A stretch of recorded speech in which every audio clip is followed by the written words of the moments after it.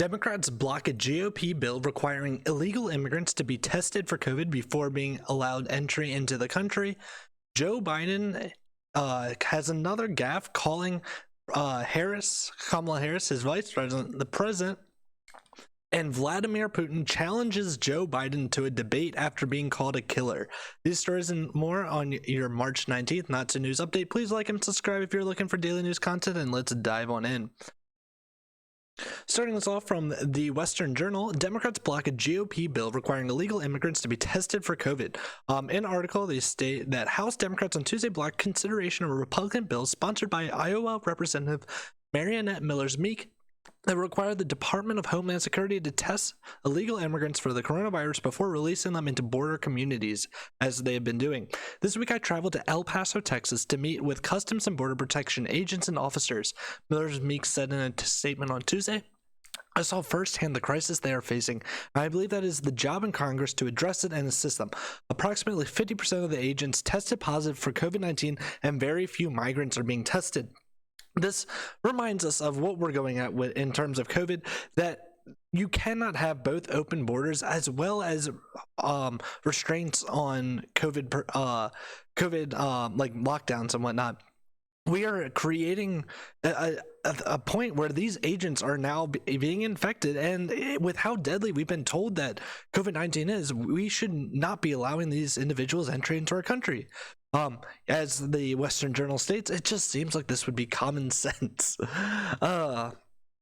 From the Connexion, we have a French court says marital sex duty wife puts case to the ECHR.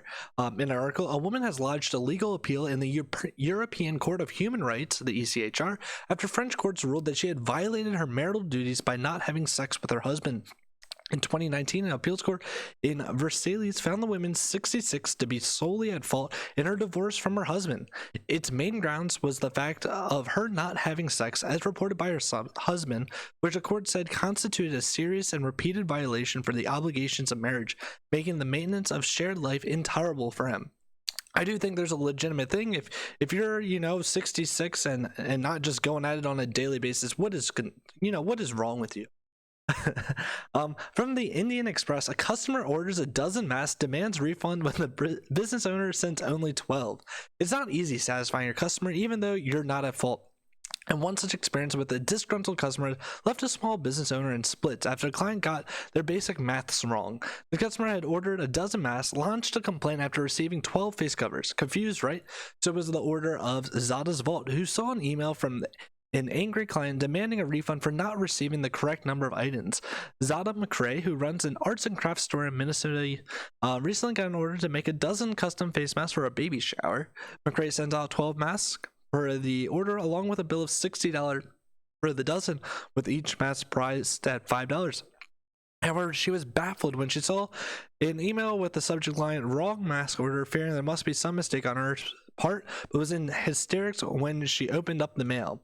And we look to Twitter to get the message that was emailed. Hello, I ordered a dozen custom masks from you. However, you sent me only 12. I really needed them all. I would like a refund, please. I will no longer support your business. I try to support black-owned businesses, but you guys continue to rip people off.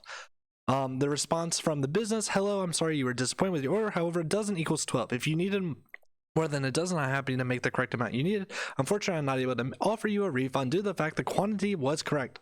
On the invoice, which I also attached, it has 12 as a quantity. As I said earlier, I'm more than happy to make more for you even offer you a $5 off coupon. I'm not interested. The event is over now. I must have missed it on the invoice. I needed 20. I never heard it as being 12. I swear it was pronounced dubsin, like a dub, 20, whatever though. Obviously what we see here is just someone trying to, play out the business. But this is something that becomes way too often, and it is a black-owned business. And what the real crime here was? Them charging $5 for a mask. From the Daily Caller, they have a new gaffe on Biden, who was reporting on the goal for the vaccine shots when he had the following gaffe. Now, when President Harris and I took a virtual tour of a vaccination center in Arizona.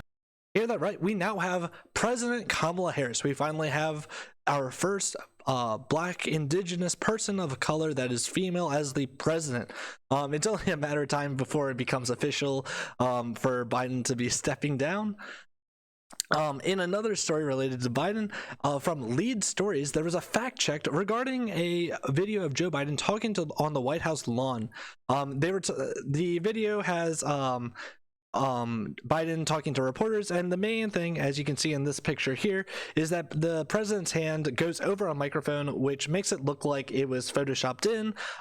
They do kind of have other angles that are eventually shared in the fact checked, and what it really was is just the microphone was very far out, and they have these like poles that are about 6 feet long due to social distancing. Nonetheless, this just shows how believable people are that Biden isn't, completely with it. And someone else that doesn't think Biden's completely with it is Vladimir Putin. Being reported by ABC News, Putin challenges Biden to a debate after the president calls him a killer. In the article, Russian President Vladimir Putin has reacted to President Joe Biden calling him a killer by challenging Biden to take part in a conversation with him broadcast live online. "I just thought of this now," Putin told a Russian state television reporter. "I want to propose to President Biden to continue our discussion, but on the condition that we do it basically live, as it's called, without any delays and directly in an open, direct discussion. It seems to me that would be interesting for the people of Russia and for the people of the United States." Putin's invitation seemed to amount to a challenge to Biden to a live televised debate, following a day of diplomatic uproar that began when Biden said he thought Putin was a killer in an interview with ABC News' George Stephanopoulos. Russia recalled its ambassador to the United States in response to the remark. I personally think it would be ultimately very funny to have a debate between President Biden and President Vladimir Putin. I think what we need to do is bring back the Joe Rogan experience to be hosting this debate, just like Joe Rogan was calling for the debate between Donald Trump and Vladimir Putin, and we can get all of the live fact checks. Finally, to conclude us off, Senator Rand Paul was grilling Anthony Fauci on the need to wear masks after getting vaccinated. This is the live full video is on C-SPAN. If you go down to the description, we'll have a link. And the following is a quick part of the exchange. "If we're not spreading the infection, isn't it just theater? You have the vaccine and you're wearing 2 masks. Isn't that theater?" Fauci responds, "Here we go again with the theater. Let's get down to the facts." Unfortunately, in Fauci's response, he's not able to cite any major studies of reinfection happening. And the main argument against being able to go maskless is that the COVID variants make it so you can still spread COVID after getting the vaccinations. However, the issue with this is, then what's the point of the vaccinations? Are we going to have to continue locking down as long as there's COVID variants? It could be expected that COVID variants are going to be here permanently, just like we have other issues like the influenza that every year gets a slight variant, and the same thing is pretty much expected at COVID at this time. How long are we expected to stay locked down? We're now over a year, and at this point I don't understand how people do not see this as a complete overreach by our United States government.